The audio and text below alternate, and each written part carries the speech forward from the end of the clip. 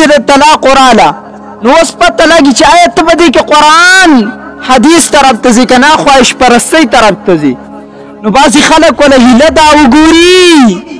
وایي نه جي طلاق یې په غوسه کې ورکړي دي ولې طلاق څوک په خندا کې ورکوي دا د عقل مسله نه ده عقل دا خبره نه تسلیموي چې آیا طلاق د غصې مسله ده او که د خندا د چا په تاریخ کې په خندا کې ویلي چې داسې کار وکړه دویمه پکې دا وګورئ وایي نه سل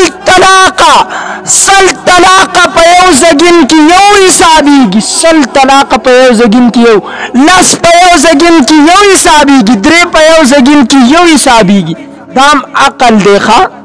جمیع المسلمین ګورئ اجماع د مسلمانانو ده په دې مسله کې ائمه کرام امام اعظم ابو حنیفه رحمت الله علیه امام شافعی مالک احمد رحمهم الله تعالی د تمام ائمه په دې مسله کې اختلاف نه دی کړی چې د لاس طلاق په یو زګین کې یو حسابېږي دا د دې وجې نه مسله د الله د نبي ده لیکن په مسائلو کې تاسو ته خلک کوئی امامان اختلاف کړل دي په ابو حنیفه بس روان دي دلته داسې مسله ده چې یو محدث یو امام په دې کې اختلاف نه دی کړی په اتمه صدۍ کې په دې کې اختلاف ډېر لوی بحث دی لیکن دا یاد ساتئ چې تاسو ورته ووایئ زه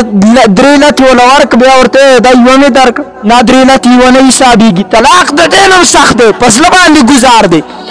درې چړې پکې ورومنډاوې دا یوه مې د رومنډله نه مني الان کې د چړې نه سخت ګزار د طلاق دی مسلمانانو باندې مه ګورئ چې چا دا کار وکړو بیا دا مه وایئ چې پلان کې ملا لازم دی ملا فتوا دا راکړه دی دا راکړه خزرمان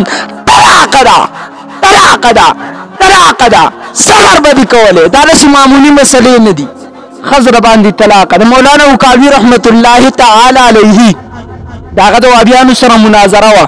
نو وابیانو مناظره بیلله پولیس یې راوسته